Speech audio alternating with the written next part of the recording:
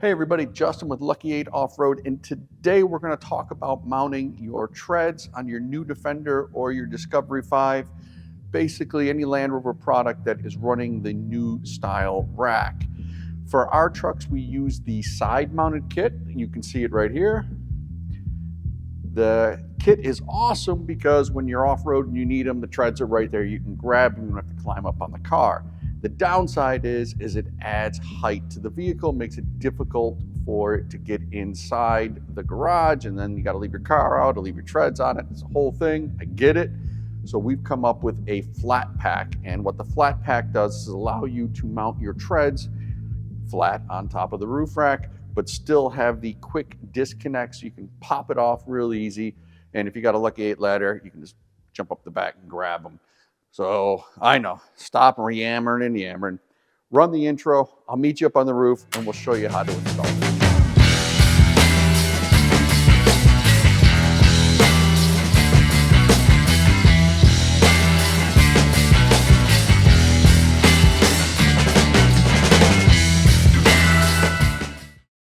All right, the first thing you want to do is decide where you're putting your treads. I'm going to do it here on the driver's side. You can easily get it from the Proud Rhino ladder, or like I'm in this video, I'm standing on the tire.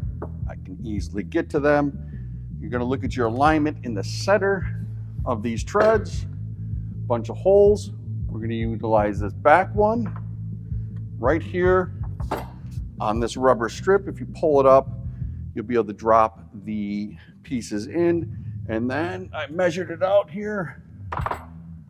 We're going to want to go off of this hole, which is going right here, but we're going to have to adjust it a tiny bit. I'm going to pull the rubber trim out of the way if your rack has it.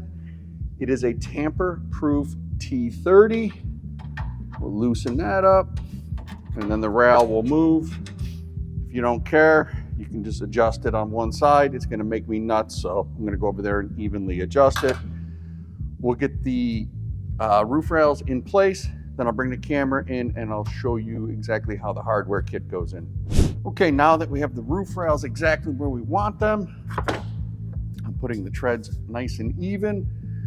All right, about here, we're gonna have to cut back the rubber trim.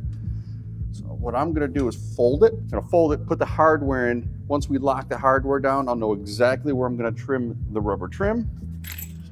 Get our hardware bag. This is the little T-slides that we have that slide into the track. I'm gonna take the stud, screw it in. There we go. And drop it into the track.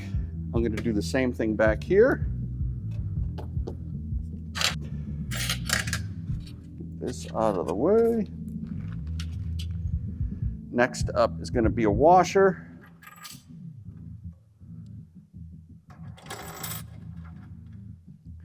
Now I'm going to bring the treads back in using the back one to align it.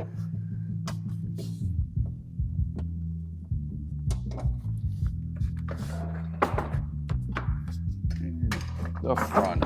Okay, as you can see, the front's got to go over a bit.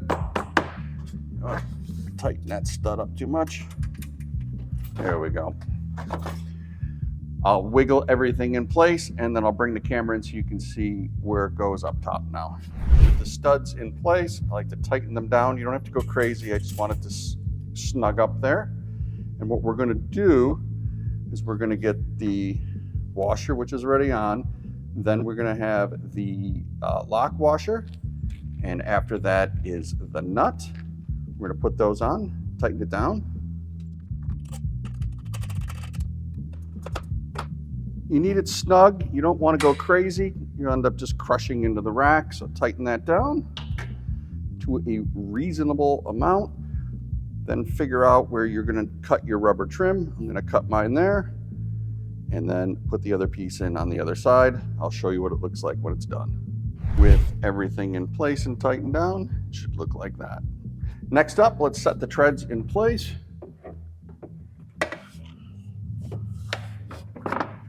As long as you have the rails adjusted perfectly, those nuts will fit in the center and your treads will sit flush. Then you've got these amazing aluminum pieces, and that's what holds them to the car.